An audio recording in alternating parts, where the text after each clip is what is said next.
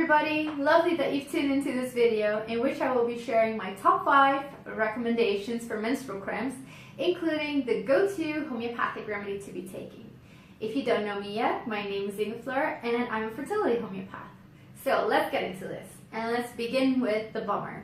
Because I'm sure this doesn't surprise you, but there are certain foods that are better not to be taking if you struggle with menstrual pain. The first one is sugar.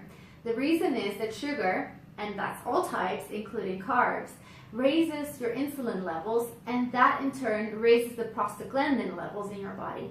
And that is an inflammatory chemical. Now pain, any type of pain, including menstrual cramps, is an inflammatory situation. So in order to reduce that process, you'll be wanting to take out your sugar. You need to be doing this your entire cycle, not just around your period. And if you have a sweet tooth, like I do, maybe stevia is a good option for you. And I don't recommend to be using the stevia powders that are usually cut with some other kind of carb, because you'll still be getting carbs or other sugars. But make sure to get the stevia extract, they're like drops, or of course the pure green leaf powder. The other foods that you're going to want to reduce your entire cycle, and especially around your period, is dairy. Because again, dairy promotes inflammation. There are plenty of alternatives that you can look into, especially these days. Maybe you want to look at almond milk, which is actually really good for your skin too, or soy, or oats, or whatever. And then there's another food that you may be wanting to reduce if you struggle with migraines, and that is all types of stimulants. And stimulants include tobacco, which is not a food and you shouldn't be on anyway, coffee, tea, orange juice, interestingly enough, and also chocolate. Sorry, gals. But yeah, you're going to want to take those out as well, because stimulants will stimulate your adrenal glands, which increases stress in your body, and which will increase migraines as well.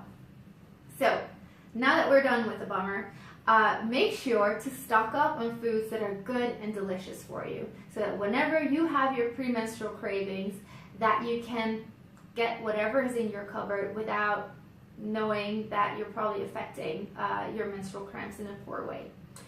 And now that we've talked about what you shouldn't be eating, let's talk about what you should be taking. And I'm talking about supplements. A great one for menstrual cramps is fish oil. Because, well, not just fish oil, omega fatty acids in general. But fish oil is a great way to be taking it, whether it's in capsules or if you use cod liver oil. There are also some vegetarian options out there if you research. And studies have shown that omega fatty acids really reduce menstrual cramps, so go for that one. And the other one is magnesium. Magnesium relaxes smooth muscle tissue, so in that way it reduces cramps, but it also calms the nervous system. So if you're in pain, that will calm the nervous system, but in turn, having a calmer nervous system will also have you make that you have less pain. So I would definitely supplement with that throughout the entire month, but especially around your period. And when you are in pain, you can take 100 milligrams every 2 hours and then reduce as you start to feel better. And yeah, so that's it for the supplements. Now the third one, if you have been following me, might not surprise you, is you need to be charting your cycle. And that doesn't mean that you just write down whenever your period was and track your calendar for when it happens again. No, you need to be really looking at your cycle different times, pre-ovulation, post-ovulation, during menstruation, because when you know that, you can tailor your calendar and your schedule to your cycle. And if you struggle with menstrual cramps, you really don't need a full calendar, do you? You want to be able to stay at home and rest as much as possible.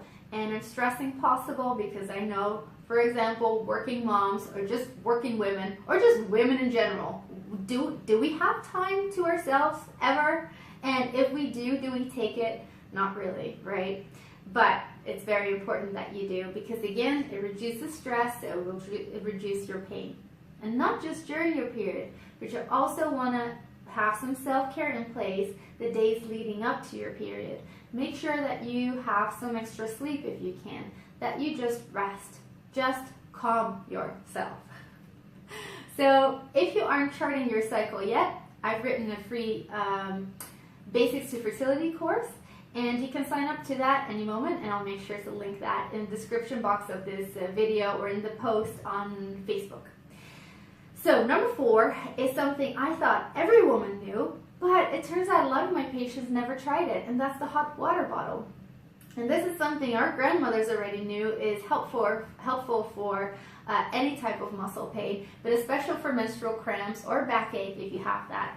But a couple of years ago, they were actually able to explain why a hot water bottle works. And that's because the heat turns off pain receptors. So definitely don't skip on that one unless it's not your thing, then do skip it. But if you've never tried it, it's definitely worth to try it. Of course, you also have those things that you can throw in the microwave as an alternative to hot water bottle.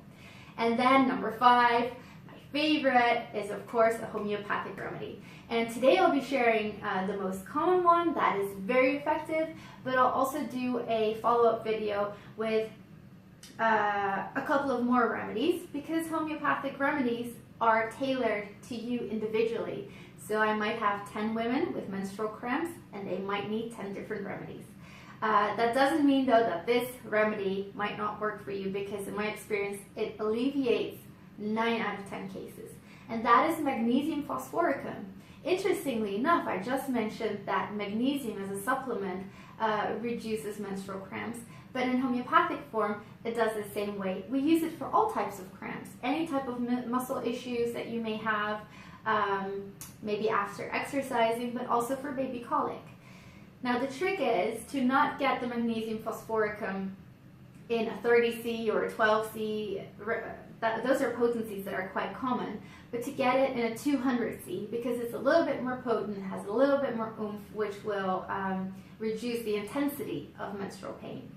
And the second trick is to not just take the pills, but put it in a bottle of water and sip it at intervals.